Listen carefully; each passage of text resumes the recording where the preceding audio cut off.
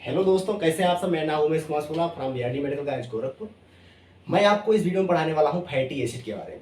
Fatty acid का classification देखेंगे, उसकी प्रॉपर्टीज़ देखेंगे और उसमें आने वाले जो डिफरेंट डिफरेंट एग्जाम्पल हैं उनके बारे में पता करेंगे कि इनका क्या यूज होता है बॉडी में और इनके ज़्यादा होने से कौन सी दिक्कत आ जाएगी। और साथ में हम इसेंशियल फैटी एसिड और नॉन इसेंशियल फैटी एसिड पे भी को भी पढ़ेंगे, क्योंकि उस पर 60 नोट आ जाता है। पूफा पे 60 नोट आ जाता है और फैटी एसिड को भी सीधे 60 नोट में पूछा जा सकता है। तो जो फैटी एसिड है वो सिंपली क्या है, RCOH है, हाइड्रोकार्बन से लगा हुआ कार्बोक्सिलिक ग्रुप क्या कहलाता है, फैटी एसिड। और ये डेराइव्ड लिपिड है, जो कि मोस्ट कॉमन होता है बॉडी में। तो फैटी एसिड का में पॉइंट क्या लिखेंगे, मोस्ट कॉमन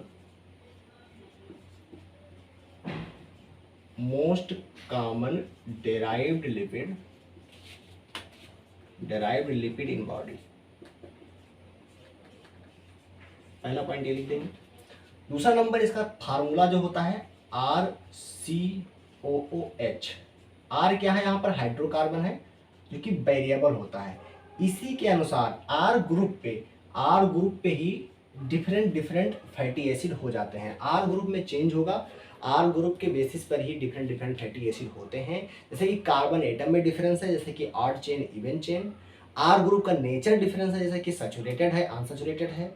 चेन कोई लंबा है कोई छोटा है, तो short chain, medium chain, long chain, very long chain. इस आधार पे हम फैटी एसिड को डिवाइड करेंगे। जैसे कि पहला हम लेते हैं कार्बन नंबर पे। पहला हम क्या लेते हैं, कार्बन नंबर पे। तो पहला क्या होगा, फर्स्ट हम क्लासिफिकेशन लेते हैं बेस्ड ऑन कार्बन नंबर या कार्बन एटम कह लो, कार्बन एटम पे। तो इसके अनुसार दो प्रकार की फैटी एसिड हो सकती हैं। एक हो सकता है ऑड चेन फैटी एसिड और दूसरा है इवन चेन। तो एक होगा इवन चेन फैटी एसिड, और दूसरा जो होगा क्या होगा, दूसरा होगा odd chain fatty acid. Odd chain fatty acid मतलब कि इसमें जो नंबर होगा कार्बन का कैसे होगा, 3, 5, 7, 9, 11, 17, 19 ऐसे होगा। वहीं पर इवन चेन मतलब कि कार्बन नंबर 2, 4, 6, 8, 12, 14 ऐसे होगा, मतलब इवन होगा।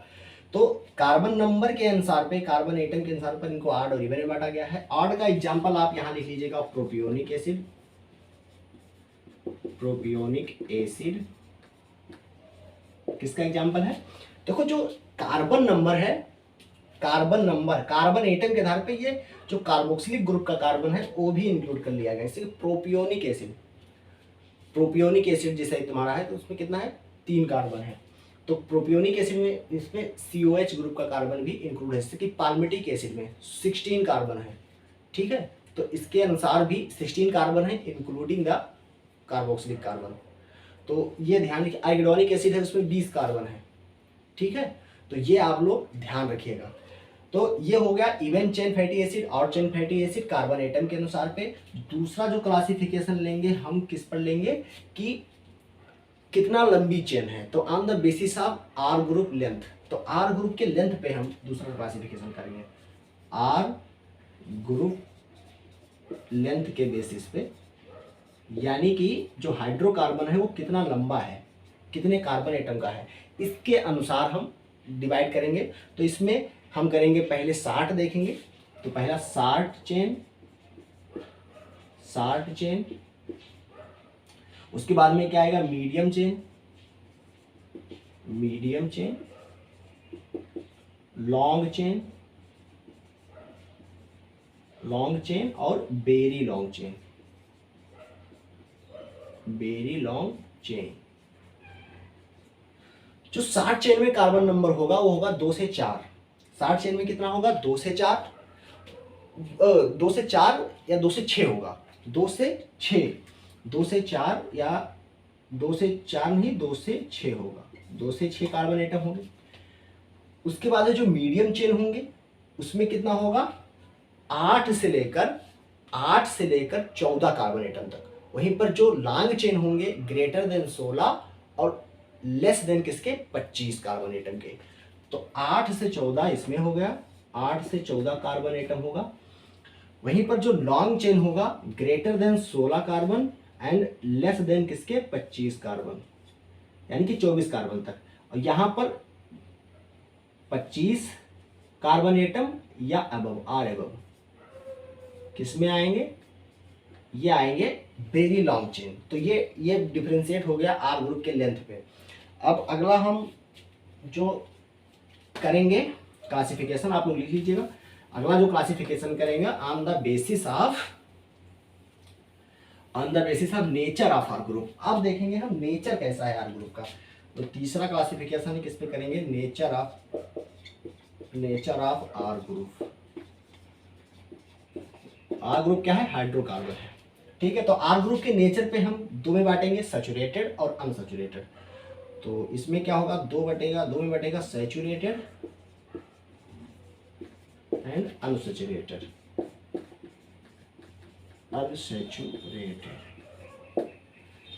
अनसैचुरेटेड, सैचुरेटेड में नो डबल बॉन्ड, जबकि इसमें क्या होगा 1, 2 और मोर डबल बॉन्ड। तो क्या होगा अनसैचुरेटेड। तो सैचुरेटेड और अनसैचुरेटेड बांटे गए हैं। अब हम एक एक को डिटेल में देख लेते हैं कि सैचुरेटेड का सैचुरेटेड का कौन एग्जांपल है और अनसैचुरेटेड का कौन एग्जांपल है। जो सैचुरेटेड होते हैं फैटी एसिड वो मोस्टली क्या होते हैं, इवन चेन होते हैं, ठीक है। वो क्या होते हैं, मोस्टली इवन चेन होते हैं। तो इसके बारे में हम सैचुरेटेड का एग्जांपल देख लेते हैं, उसके बाद में हम अनसैचुरेटेड फैटी एसिड को पढ़ेंगे और उसमें बात करेंगे एसेंशियल और नॉन एसेंशियल फैटी एसिड की। तो इसको हम रफ कर देते हैं क्योंकि अगला हमको ज़्यादा पेज ज़्यादा बड़ा चाहिए स्पेस। अरे भैया लिखत रही हो तो काम दी, बहुत धीमा नहीं लगी वीडियो, तो धीमा ना लगे इसके लिए आप लिखते रहिए, ठीक है। तो हम सैचुरेटेड का एग्जांपल पढ़ने जा रहे हैं, सैचुरेटेड फैटी एसिड एग्जांपल देखने जा रहे हैं। अब सैचुरेटेड फैटी एसिड का एग्जांपल देखने जा रहे हैं तो इसको हम ऐसे पढ़ेंगे। पहले कार्बन नंबर देखेंगे कितना है, उसका नाम, साथ में उसका केमिकल नेचर कैसा है और कहाँ पाया जाता है, किस में पाया जाता है। तो इसको ऐसे आप एक लिख लीजिएगा, carbon number, name, chemical nature और व्हेयर या हूँ किस में है आखिर। तो कार्बन नंबर 2, 4, 6, पहले हम 2 देखेंगे। 2 नंबर पे क्या है आपका, एसिटिक एसिड है। क्या है, एसिटिक एसिड। यहाँ पर एसिड आप हम नहीं लिख रहे हैं, एसिड आप लिख लिया, एसिटिक एसिड, क्योंकि जगह नहीं बचेगा। 2, फिर 4 को क्या कहेंगे, ब्यूटारिक एसिड। 6 को क्या कहते हैं, कैप्रोइक एसिड। क्या कहते हैं, कैप्रोइक एसिड। उसके बाद में 8 यहाँ पे हम पढ़ नहीं रहे हैं, 8 की जगह पे हम 10 पढ़ रहे हैं। 10 को क्या कहते हैं, कैप्रिक एसिड। उसके बाद में 10 के बाद में 12 होगा, इसे कहेंगे लौरिक एसिड। 12 lauric acid. उसके बाद में 14 कार्बन है तो उसे कहते हैं मिरिस्टिक एसिड। क्या कहेंगे, मिरिस्टिक एसिड। और वहीं पर अगर है 16 कार्बन तो आपको पहले बता चुका हूं क्या होगा, पाल्मिटिक एसिड होगा। क्या होगा, पाल्मिटिक। 16 कार्बन है तो क्या होगा, पाल्मिटिक एसिड। और अगर 18 है तो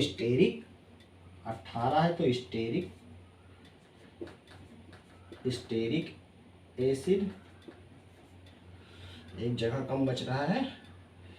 20 को क्या कहते हैं, अरिकिडोनिक एसिड। 20 वाला क्या है, अरिकिडोनिक एसिड, तो उसको हम बाद में लिख लेंगे।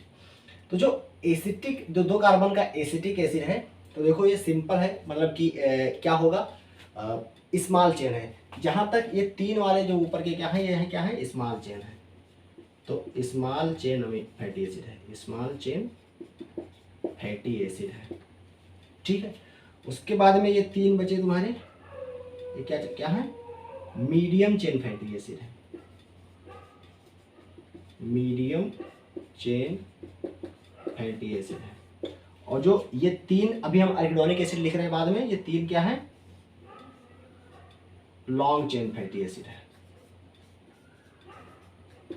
लॉन्ग चेन फैटी एसिड है। कहाँ पाए जाते हैं उनके बारे में बात कर लेते हैं। जो एसिटिक एसिड है, जो एसिटिक एसिड है कहाँ पाया जाएगा, विनेगर में। ये कहाँ पाया जाएगा, विनेगर में। ब्यूटाइलिक एसिड बटर में,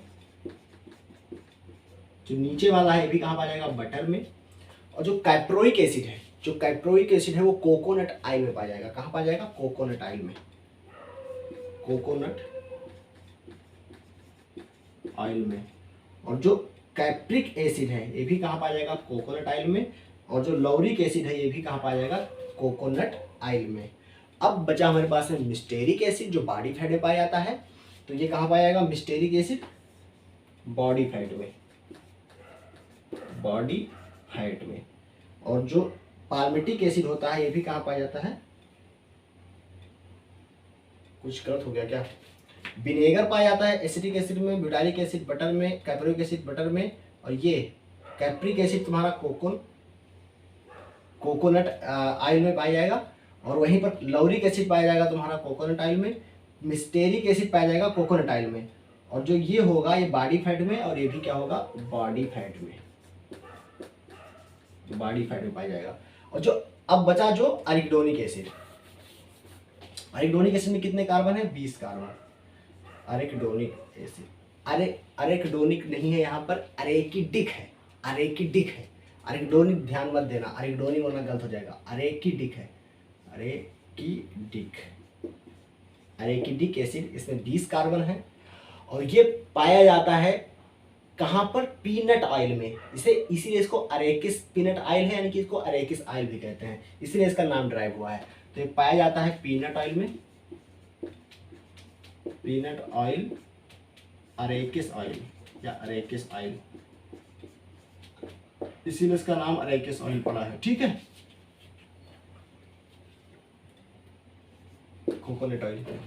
तो ये हो गया कि सैचुरेटेड फैटी एसिड कहाँ पर पाए जाते हैं। अब अनसैचुरेटेड फैटी एसिड की बात करते हैं। अनसैचुरेटेड फैटी एसिड जो होते हैं, ऑल नेचुरल, जितने भी आज फैटी एसिड पाए जाते हैं वो सिस फॉर्म में पाए जाते हैं। तो आज all naturally occurring fatty acid cis form में होते हैं। पूफा भी क्या होता है, सिस फॉर्म में होता है। पॉली अनसैचुरेटेड फैटी एसिड कैसा होता है, सिस फॉर्म में होता है। मेटाबॉलिज्म के दौरान ये ट्रांसफॉर्म में कन्वर्ट हो जाता है। मेटाबॉलिज्म के दौरान किस में कन्वर्ट हो जाता है, ट्रांसफॉर्म में। तो इसके बारे में बात करेंगे। ये एग्जांपल हो गए आपके सैचुरेटेड फैटी एसिड के। अब हम पढ़ने जा रहे हैं अनसैचुरेटेड फैटी एसिड।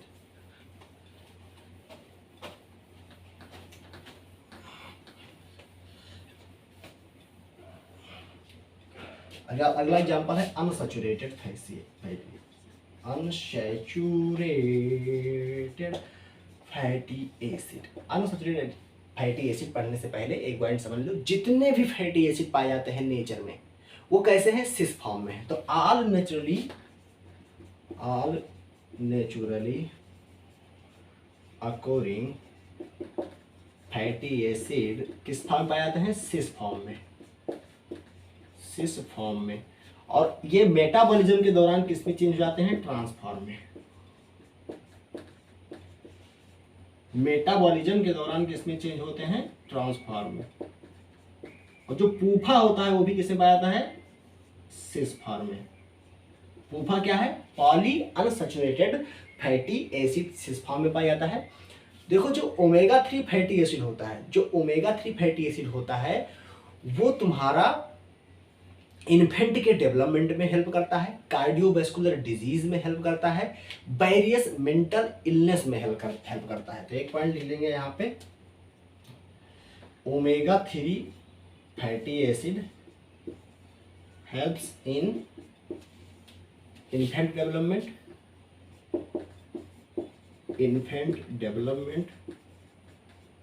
ठीक ठीक है, infant development, cardiovascular disease,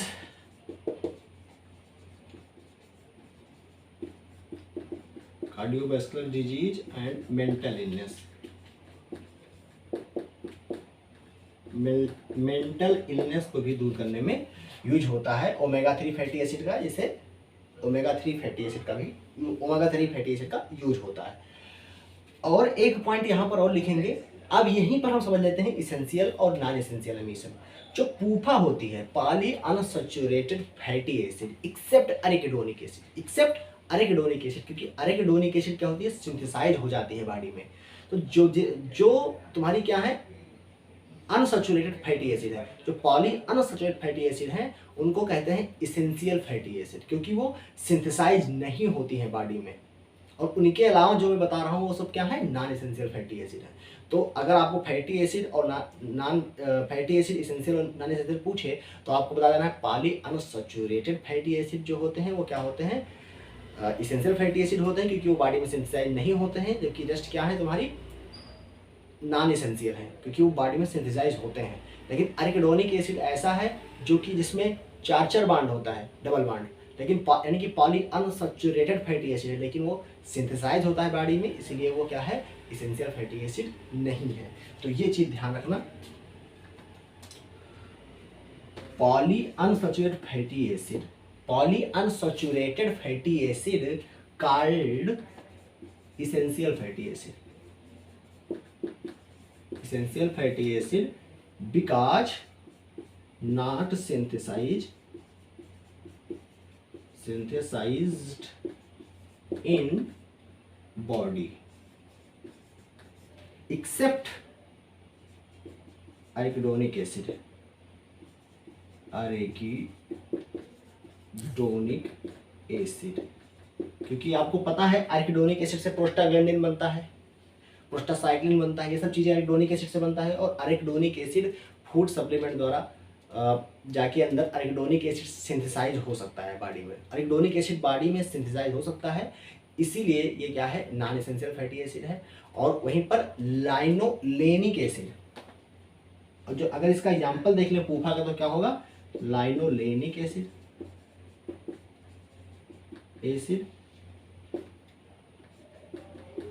लाइनोलेइक acid, ये सब क्या है तुम्हारे एग्जाम्पल है तुम्हारे इसेंशियल फैटी एसिड के। तो ये कुछ बात हो गया इसेंशियल और नॉन इसेंशियल फैटी एसिड के बारे में। अब हम पढ़ते हैं इनका एग्जाम्पल डिटेल में और कहाँ पाए जाते हैं उनके बारे में बात करते हैं। तो जैसे हम पीछे लिखे थे कि सैचुरेटेड फैटी एसिड के लिए वैसे ही सेम रहेगा, carbon number, name, chemical nature और उसके बाद में कहाँ पाए जाते हैं। तो वो चीज़ हम फिर से नहीं लिखने जा रहे हैं, आप लोग लिखे होंगे या ध्यान होगा तो आप लोग वो समझ जाएंगे। देखो अगर है 16 कार्बन एटम, 16 कार्बन एटम है, 18 हो सकता है, 22, 18 इसीलिए नहीं लिखे थे वहां पे। देखो 18 स्टेरिक एसिड में भी था, लेकिन स्टेरिक क्या था, सैचुरेटेड फैटी एसिड था। 18 ओलेइक एसिड में भी होता है, और उसके बाद 22 आप क्या, इरूटिक एसिड, उसके बाद नर्बोलिक एसिड जो 24 कार्बन होते हैं, नर्बोलिक एसिड, और उसके बाद में हम फिर 18 कार्बन पे आएंगे, लाइनोलेइक एसिड। 18 कार्बन का है लाइनोलेइक एसिड, 24 पे था नर्बोनिक एसिड। नर्बोनिक नाम पड़ा है क्योंकि ये कहाँ पाया जाता है, ब्रेन में, ब्रेन लिपिड होता है, तो नर्बोनिक एसिड, नर्बोनिक सब में एसिड लगा देना। 16 क्या है, पाल्मेटोइक कह दो या पाल्मेटिक एसिड कह दो, तो पाल्मेटिक एसिड,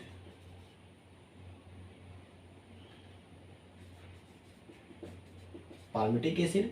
18 जो होगा वो होगा ओलेइक एसिड, क्या होगा, ओलेइक एसिड। और जो 22 कार्बन का उसे क्या कहते थे, इरूटिक एसिड, 22 का क्या कहते थे, इरूटिक एसिड। और उसके बाद में हम देखेंगे 20 कार्बन का, यानी कि अरेकिडोनिक एसिड। देखो अरेकिडिक एसिड से कंफ्यूज मत होना, क्योंकि अरेकिडिक एसिड क्या है, सैचुरेटेड फैटी एसिड है। वहीं पर जो अरेकिडोनिक एसिड है वो क्या है, अनसैचुरेटेड फैटी एसिड है। तो 20 कार्बन का ये आएगा अरेकिडोनिक एसिड।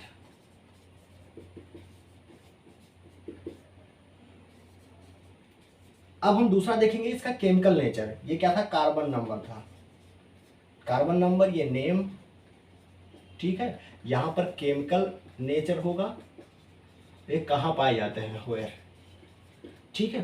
तो chemical nature, palmitic acid, oleic acid और इरूटिक एसिड, इसमें क्या है, एक डबल बॉन्ड पाया जाएगा, एक डबल बॉन्ड केवल पाया जाएगा। तो इसमें क्या होगा, सिंगल डबल बॉन्ड, इसमें भी सिंगल डबल बॉन्ड होगा और इरूटिक में भी क्या होगा, सिंगल डबल बॉन्ड होगा। जो पाल्मेटोलेइक एसिड या पाल्मिटिक एसिड है उसको ओमेगा 7 कहते हैं। क्या कहते हैं, ओमेगा 7 फैटी एसिड। इसे क्या कहेंगे, ओमेगा 7,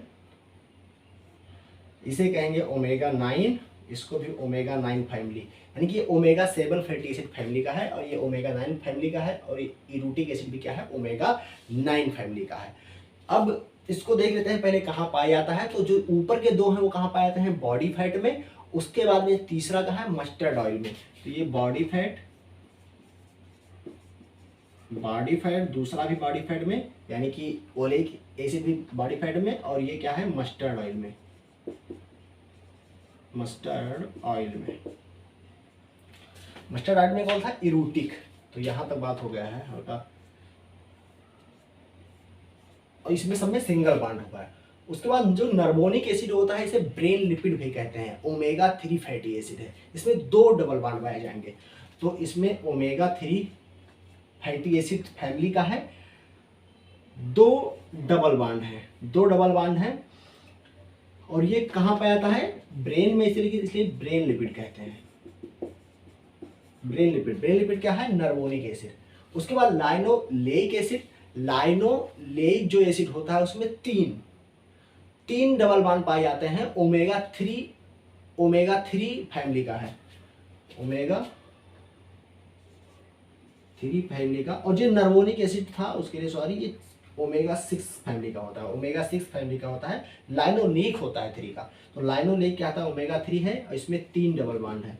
वहीं पर जो अरेकिडोनिक एसिड है ये ओमेगा 6 सीरीज का होता है, यानी कि ओमेगा 6 फैमिली का होता है, और इसमें क्या होता है, 4 डबल बॉन्ड होता है। ये कहाँ पाया जाता है उसके बारे में बात कर लेते हैं। तो जो लाइनोलेइक एसिड होता है वो पाया जाता है वेजिटेबल ऑयल में, वेजिटेबल ऑयल में। और जो एरिकिडोनिक एसिड होता है ये भी कहाँ पाया जाता है, वेजिटेबल ऑयल में। तो ये बात हो गया अनसैचुरेटेड फैटी एसिड के बारे में। इसका आप एग्जांपल कुछ याद रखेंगे, palmitic acid, oleic acid, erucic acid, nervonic acid, linoleic acid, arachidonic acid, इसको आप याद रखेंगे। अगर आप सीरीज याद कर सकते हैं, omega 7, omega 9, omega 6, omega 3, omega 6 ये फैमिली है और कितने डबल बॉन्ड होते हैं उसके बारे में। देखो ये 3 दिख रहे हैं, क्या थे, जो पॉली अनसैचुरेटेड है, यानी कि पूफा है, पॉली अनसैचुरेटेड फैटी एसिड है। लेकिन उनमें से जो एरिकिडोनिक एसिड था ये आपका एसेंशियल नहीं था, और जो दो बचे लाइनोलेइक और लाइनोलेनिक वो क्या थे, एसेंशियल फैटी एसिड थे। तो एसेंशियल फैटी एसिड में आप ये लिख सकते हैं। अब जो कुछ फास्ट फूड होते हैं, फास्ट फूड सप्लीमेंट, उनमें ट्रांस फैटी एसिड का ज़्यादा मात्रा होता है, और ट्रांस फैटी एसिड जो होता है वो डिजीज काज करता है, वो हमको इल करता है, बीमार करता है। तो उसके बारे में हम यहाँ पर पढ़ लेते हैं कि ट्रांस फैटी एसिड क्या होता है और उसका इफेक्ट क्या होता है बॉडी पे। तो ट्रांस फैटी एसिड, अनसैचुरेटेड में ही ट्रांस आएगा, ठीक है। और ट्रांस बनता है किस दौरान, मेटाबॉलिज्म के दौरान, सिस फॉर्म से। तो ट्रांस फैटी एसिड के बारे में कुछ गड़बड़ चीज़ें हैं उसको देख लेते हैं। ट्रांस, इसीलिए आप जब एडवर्टाइजमेंट देखते होंगे तो उसमें आता है कि no trans fat and cholesterol, तो इसीलिए बोला था कि ट्रांस फैट क्या होता है, नुकसानदायक होता है। ट्रांस फार्म फैटी एसिड ये क्या करता है, देखो नेचुरली जितने भी लिपिड पाए जाते हैं किसमें, सिस फॉर्म में, लेकिन जब वो मेटाबॉलिज्म के दौरान अंदर चेंज होता है ट्रांस फॉर्म में। और बहुत सारे फूड सप्लीमेंट होते हैं जैसे कि फास्ट फूड, उसमें ट्रांस फैट बहुत ज़्यादा होता है, इसलिए वो ओबेसिटी कर देता है, इंसुलिन के लिए प्रति रेजिस्टेंस करवा देता है। साथ में जो प्लाज्मा लिपिड होता है, लाइपोप्रोटीन होता है, उसमें रिस्क फैक्टर पैदा कर देता है, सिस्टेमिक इन्फ्लामेशन करवा देता है, इंडोथेलियल डिफंक्शन करवा देता है। तो ये सब काम कौन करवाता है, ट्रांस फैट। तो ये किस में ज़्यादा मात्रा में होता है? मोर इन फास्ट फूड। इसलिए फास्ट फूड आप कम ही खाइए वरना बहुत मोटे हो जाएंगे। क्यों मोटे हो जाएंगे? ये कॉम्प्लिकेशन कुछ कॉज करता है, रिस्क फैक्टर इंक्लूड करता है, रिस्क फैक्टर इंक्लूडिंग क्या हो जाएगा? इंक्लूडिंग क्या होगा? एक बार निकाल दीजिए दिमाग में। Including insulin resistance, systemic inflammation, साथ में जो प्लाज्मा लिपिड होगी, लाइपोप्रोटीन होगा, उसमें क्या करेगा? रिस्क फैक्टर जनरेट करेगा। तो पहला पॉइंट क्या? प्लाज्मा प्रोटीन, लाइपोप्रोटीन में रिस्क फैक्टर की तरह काम करेगा। सिस्टेमिक इन्फ्लामेशन करवा सकता है, और ये डिस्फंक्शन करवा सकता है आपके इंडोथीलियम का, यानी कि इंडोथीलियल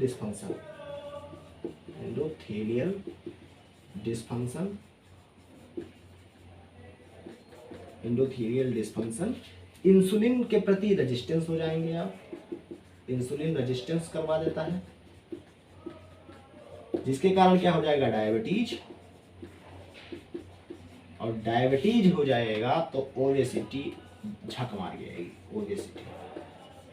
ओबेसिटी हो जाएगा। ये सब कुछ ट्रांस फैट के साइड इफेक्ट थे। ट्रांस फैट हमको ज़्यादा यूज नहीं करना चाहिए। अब हम देखते हैं ओबेसिटी क्यों होगी? क्योंकि एडिपोसिटी हो गई। एडिपोसिटी यानी कि एडिपोस टिश्यू में ज़्यादा फैट एक्यूमुलेट हो गए। तो ओबेसिटी क्यों हुई? क्योंकि एडिपोसिटी हो गई, एडिपोसिटी ड्यू टू एडिपोसिटी। ये कुछ बात हो गया। यहाँ पर मामला खत्म हो चुका है। अब हम अगला जो पढ़ने वाले हैं वो क्या पढ़ने वाले हैं कि आखिर प्रॉपर्टीज क्या है लिपिड की। तो प्रॉपर्टीज जल्दी क्योंकि वीडियो लंबा हो चुका है। प्रॉपर्टीज में पहला देखेंगे हाइड्रोजनेशन। हाइड्रोजनेशन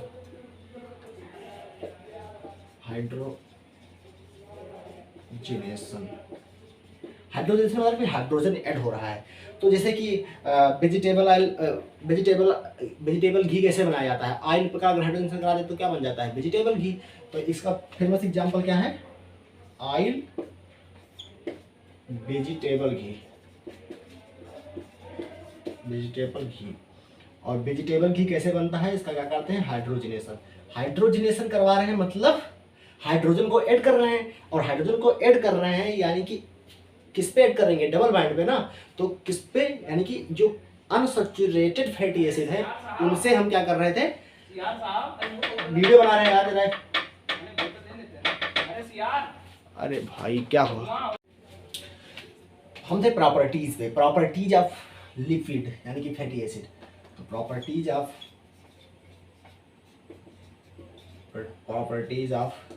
फैटी एसिड को देख लेते हैं। हल्का सा डिस्टर्बेंस हो गया था, कुछ लोग आ गए थे जिसके कारण वीडियो को कट करना पड़ा। तो कोई बात नहीं। प्रॉपर्टीज ऑफ फैटी एसिड में क्या पढ़ेंगे हम? हाइड्रोजनेशन पढ़ेंगे, हैलोजनेशन पढ़ेंगे, मेल्टिंग पॉइंट देखेंगे, साल्ट फॉर्मेशन देखेंगे, और क्या पढ़ेंगे? Easter formation, oxidation of fatty acid. ये सब हमको लिखना होगा। तो पहला प्रॉपर्टीज क्या है कि हाइड्रोजनेशन हो जाता है इनका। अब ये फैटी एसिड का है मामला कि फैटी एसिड हाइड्रोजनेशन किसका होगा भाई? इसमें डबल बॉन्ड होगा। और डबल बॉन्ड किस में होता है? अनसैचुरेटेड फैटी एसिड का। तो अनसैचुरेटेड जब सैचुरेटेड में चेंज होता है तो क्या कहते हैं? हाइड्रोजनेशन। जैसे कि एग्जांपल बहुत ही फेमस सुने होंगे, घी बनाना, वेजिटेबल घी। तो पहला एग्जांपल है हाइड्रोजनेशन। पहला प्रॉपर्टी क्या है? हाइड्रोजनेशन, यानी कि इस पे हाइड्रोजन ऐड किया जा सकता है। और फेमस एग्जांपल क्या है? ऑयल को चेंज किया जाता है किस में? वेजिटेबल घी में at the presence of the nickel और Na+2 और हाइड्रोजन। तो H2 निकिल, ये तुम्हारा फेमस एग्जांपल है हाइड्रोजनेशन का। वैसे ही तुम्हारा जो लाइनोलेनिक एसिड होता है, वो 2 हाइड्रोजन दोगे तो लाइनोलेइक में चेंज हो जाएगा, 2 और दोगे तो ओलेइक में चेंज होगा, 2 और दे दोगे तो क्या चेंज होगा? स्टेरिक में। तो लेनिक किसमें चेंज होगा, लाइनोलेक में। लाइनोलेक किसमें चेंज होगा, ओलेइक में। ओलेइक किसमें चेंज होगा, स्टेरिक एसिड में। अगर दो हाइड्रोजन हम ऐड करते जाएं, ठीक है, दो हाइड्रोजन हम ऐड करते जाएं तो ये आगे ट्रांसफॉर्म होता रहेगा। तो अगर दो लाइनोलेनिक में 2 हाइड्रोजन हम कर दें तो लाइनोलेनिक लेक बन जाएगा। 2 हाइड्रोजन अगर लाइनोलेक में कर दें तो बन जाएगा ओलेइक, और इसमें 2 हाइड्रोजन ऐड करते हैं तो क्या बन जाएगा, स्टेरिक एसिड। ये तुम्हारा होगा हाइड्रोजनेशन। अगला पढ़ेंगे हैलोजिनेशन। हैलोजिनेशन का एक इंपॉर्टेंट पॉइंट है आयोडीन नंबर। आयोडीन नंबर क्या होता है कि कितना आयोडीन जुड़ सकता है। इससे हमको क्या पता होता है कि कितने बांड हैं किसी फैटी एसिड में। अगर वो अनसैचुरेटेड फैटी एसिड है तो मान लो एक डबल बांड पे 2 आयोडीन जुड़ सकती है ना। तो जब 2 आयोडीन, एक डबल बांड टूटेगा तो 2 आयोडीन जुड़ सकती है। तो मान लो तुम्हारे पास 6 आयोडीन थी, 6 आयोडीन थी और 6 गुण जुड़ गई, तो कितना डबल बांड होगा, 3 डबल बांड होगा। इसे कहते हैं आयोडीन नंबर। तो आयोडीन नंबर यहाँ पर हम नहीं बता रहे हैं, बस आपको सिंपल सुन लेना है। अगर आप लिखना चाहते हैं तो लिख सकते हैं। देखो दूसरा नंबर क्या है, हाइलोजिनेशन। हाइलोजिनेशन जब कोई हाइलोजन आके जुड़ता है डबल बॉन्ड पे तो उसे कहते हैं हाइलोजिनेशन। जैसे कि ओलेइक एसिड पे जब आयोडीन जुड़ता है तो उसे बनता है डाई आइडो ओलेइक एसिड। तो एग्जांपल है ओलेइक एसिड प्लस I2 और बन जाएगा डाई आइडो ओलेइक एसिड। ठीक है, ये एग्जांपल हो गया हाइड्रोजनेशन का। अगला हम जल्दी जल्दी देखेंगे क्योंकि टाइम ज़्यादा हो चुका है, वीडियो लंबा खींच चुका है। अगला हम देखेंगे मेल्टिंग पॉइंट। अगला क्या देखेंगे, तीसरा नंबर पे मेल्टिंग पॉइंट।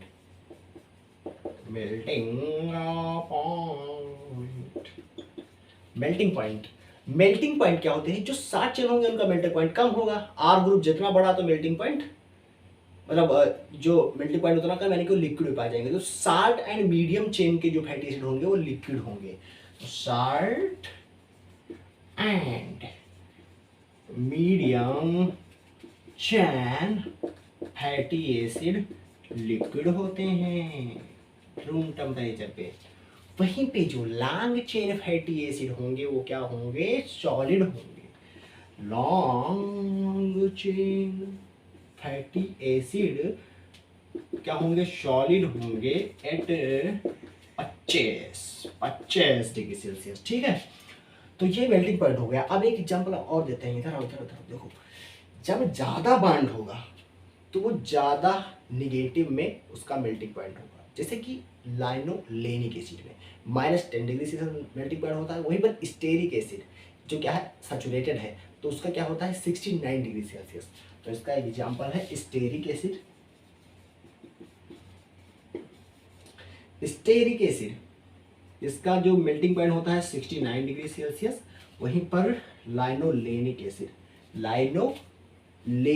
एसिड जो होता है, लाइनोलेनिक एसिड होता है, उसमें कितने डबल बॉन्ड पाए जाते हैं, 3। पीछे पढ़े हो ना, लाइनोलेनिक एसिड इसमें डबल बॉन्ड कितने होंगे, 3, इसलिए इसका melting point -10 degree Celsius, 3 double bond. ये हो गया मेल्टिंग पॉइंट के बारे में। अब हम साल्ट फॉर्मेशन, सोप डिटर्जेंट इसके बनाने में यूज होता है इसका, तो इसका भी आप लिख सकते हैं। क्या है, साल्ट फॉर्मेशन। चौथा नंबर क्या है, साल्ट फॉर्मेशन, यानी कि इम्पॉर्टेंट है भैया। अगर ये ना होता तो हम नहाते कैसे, मतलब नहाते तो पहले भी थे, मिट्टी उट्टी लगाते थे पहले ज़माने में, लेकिन अब साबुन आ गया तो अब एक से एक ब्रांडेड साबुन आते हैं बढ़िया, फंजीसाइड बैक्टीरियासाइड मिला के 99% वायरस को हमारे कोरोना वायरस में भी एक से एक आया है। देखी होंगे 99% कोरोना वायरस से प्रोटेक्ट करता है। कौन कौन साबुन आया है, लिख दो कमेंट में। देखो ये हो गया साल्ट फॉर्मेशन क्या है, जैसे कि CH3COH है ना। अगर ये एल्केली से काम कर गया तो जो पता है कि जो स्ट्रांग बेस होता है वो जो तुम्हारा एसिड होगा उसको क्या करेगा, न्यूट्रलाइज कर लेगा, लगभग न्यूट्रलाइज करेगा, और OH को हटा के स्वयं आके क्या हो जाएगा, सॉरी H को हटा के स्वयं आके क्या हो जाएगा, हटे तो CH3CONA बन जाएगा। क्या बन जाएगा, CH3CONA। ये क्या होगा, साल्ट होगा, और इसी को कहते हैं सोप और डिटर्जेंट बनाने में भी यूज होगा। डिटर्जेंट में वैसे ये नहीं होता है। डिटर्जेंट में क्या होता है, OSO2Na या SO3Na होता है, ठीक है। तो ये ग्रुप होता है R के साथ में। ये सब तुम्हारा क्या होता है, डिटर्जेंट होता है। तो ये तुम्हारा साल्ट फॉर्मेशन के बारे में बात हो गया। अब अगर देखते हैं ईस्टर फॉर्मेशन। ईस्टर फॉर्मेशन क्या होता है, जब कोई ग्लिसरॉल फैटी एसिड से रिएक्शन करेगा तो ईस्टर बॉन्ड बनता है। क्या बनता है, ईस्टर बॉन्ड। जैसे कि देखो ईस्टर फॉर्मेशन, आप लोग केमिस्ट्री पढ़ के आए होंगे नीट निकाल के, आप सब देखो रटा होगा। ये देखो CH2OH CH2OH ये क्या है, ग्लिसरॉल है। हमको ग्लिसरॉल है। अगर ये एक RCOH से रिएक्शन करता है तो बनता है मोनोग्लिसराइड। मोनोग्लिसराइड यानी कि H2O यहाँ से निकाल दो, इसको जाके जोड़ दो। अगर इस पे भी जुड़ गया तो डाइग्लिसराइड हो गया, ठीक है। अगर इस पे भी जुड़ गया तो क्या हो गया, ट्राइग्लिसराइड हो गया। ये तुम्हारा हो गया एग्जाम्पल किसका, साल्ट फॉर्मेशन का। अब और अगला है ऑक्सीडेशन। ऑक्सीडेशन ही बता देते हैं, वरना अभी जाके वीडियो खत्म कर दे रहे थे भाई यार हम। एक चीज़ तो छूट ही जाता, कोई बात नहीं, उसको भी आ जाएगा ऑक्सीडेशन। और ये मोस्ट इम्पॉर्टेंट है क्योंकि आपको पता है कि फैट बहुत ज़्यादा एनर्जी देता है, 9 किलो कैलोरी एनर्जी देता है पर ग्राम। तो ये एनर्जी प्रोवाइड करवाता है, एनर्जी प्रोवाइड करवाता है, ठीक है, एनर्जी प्रोवाइड करवाता है। और मोस्टली किस ऑक्सीडेशन से, beta oxidation of fat, beta oxidation of fat. और ये इंपॉर्टेंट क्वेश्चन है, metabolism of the beta oxidation of fat. ये सब आगे पढ़ाएंगे जब लिपिड का मेटाबॉलिज्म पढ़ाएंगे। अगर आपको वीडियो अच्छी लगी हो तो यार दिल से लाइक कर दीजिए और दिल से सब्सक्राइब कर दीजिए। अगला वीडियो मिलने के लिए धन्यवाद। और वीडियो अभी तक देखने के लिए बहुत बहुत शुक्रिया, दिल से एकदम दिल निकाल के दे रहे हैं यार, सब्सक्राइब कर दो, धन्यवाद।